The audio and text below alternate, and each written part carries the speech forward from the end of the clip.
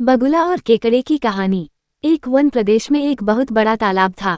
हर प्रकार के जीवों के लिए उसमें भोजन सामग्री होने के कारण वहां नाना प्रकार के जीव, पक्षी, मछलियां, कछुए और केकड़े निवास करते थे। पास में ही बगुला रहता था, जिसे परिश्रम करना बिल्कुल अच्छा नहीं लगता था। उसकी आंखें भी कमजोर थीं। मछलियां पकने के लिए तो मेहनत करनी पड़ती है, जो उसे खलती थी। इसलिए आलस्य के मारे वह प्रायः भूखा ही रहता। एक टांग पर खड़ा यही सोचता रहता कि क्या उपाय किया जाए कि बिना हाथ पैर हिलाए रोज भोजन मिले। एक दिन उसे एक उपाय सूझा तो वो उसे आजमाने बैठ गया। बगुला तालाब के किनारे खड़ा हो गया और लगा आंखों से आंसू बहाने। एक केकड़े ने उसे आंसू बहाते देखा तो वह उसके निकट आया और पूछने लगा, मामा, क्या बात है, भोजन के लिए मछलियों का शिकार करने की बजाय खड़े आंसू बहा रहे हो?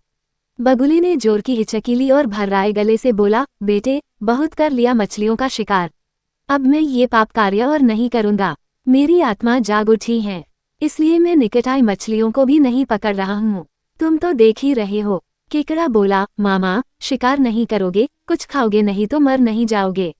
बगुले ने एक और हिचकी ली, ऐसे जीवन का नष्ट होना ही अच्छा है बेटे, वैसे भी हम सबको जल्दी मरना ही है। मुझे ज्ञात हुआ है कि शीघ्र ही यहाँ 12 वर्ष लंबा सूखा पड़ेगा।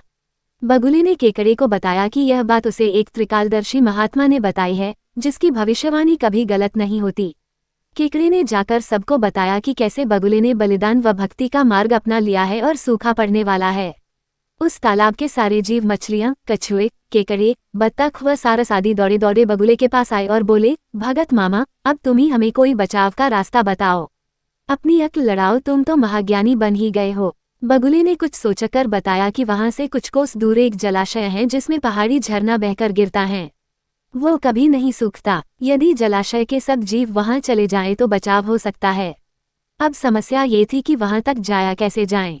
बगुले भगत ने ये समस्या भी सुलझा दी। मैं तुम्हें एक एक करके अपनी पीठ पर बिठाकर वहां तक पहुंचाऊंगा, क्योंकि अब मेरा सारा शेष जीवन दूसरों की सेवा करने में ही तो गुजरेगा। सभी जीवों ने गद-गद होकर बगुला भगत जी की जय के नारे लगाए। अब बगुला भगत के पौ 12 हो गई।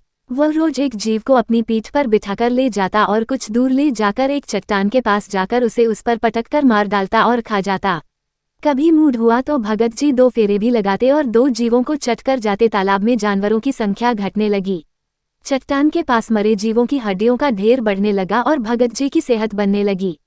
खा खाकर वह खूब मोटे हो गए। मुख पर लाली आ गई और पंख चर्बी के तेज से चमकने लगे। उन्हें देखकर दूसरे जीव कहते, देखो, दूसरों की सेवा का फल और पुण्य भगत जी के शरीर को लग रहा है। बगुला भगत मन ही मन खूब हंसता। वह सोचता कि देखो, दुनिया में कैसे कैसे मूर्ख जीव भरे पड़े हैं, जो सबका विश्वास कर लेते हैं। ऐसे मूर्खों की दुनिया में थोड़ी चालाकी से काम लिया जाए तो मजे ही मजे हैं। बिना हाथ पैर हिलाए खूब दावत उड़ाई जा सकती है। बहुत दिन यही क्रम चला। एक दिन केकड़े ने बगुले से कहा, मामा, तुमने इतने सारे जानवर यहाँ से वहाँ पहुँचा दिए, लेकिन मेरी बारी अभी तक नहीं आई। भगत जी बोले, बेटा, आज तेरा ही नंबर लगाते हैं, आजा मेरी पीठ पर बैठ जा। केकड़ा खुश होकर बगुले की पीठ पर बैठ गया। जब वह चट्टान के निकट पहुंचा तो वहां हड्डियों का पहाड़ देखकर केकड़े का माथा ठनका। वह हकलाया, ये हड्डियों का ढेर कैसा है? वह जलाशय कितनी दूर है मामा? बगुला भगत ठाठा करके खूब हंसा और बोला, मूर्ख, वहां कोई जलाशय नहीं है। मैं एक एक को पीठ पर बिठाकर यहाँ लाकर खाता रहता हूँ। आज तू मरेगा। केकड़ा सारी बात समझ गया। वह सिहर उठा, परंतु उसने हिम्मत न हारी और तुरंत अपने पंजों को आगे बढ़ाकर उनसे दुष्ट बगुले की गर्दन दबा दी और तब तक दबाए रखी जब तक उसके प्राण पखेरु न उड़ गए। फिर केकड़ा बगुले भगत का कटा सिर लेकर तालाब पर लौटा और सारे जीवों को सच्चाई बता दी कि कैसे दुष्ट बगुला भगत उन्हें धोखा देता रहा। सीखल, किसी की भी बातों पर आंखें मूंदकर विश्वास नहीं करना चाहिए। मुसीबत में धीरज व बुद्धिमानी से कार्य करना चाहिए।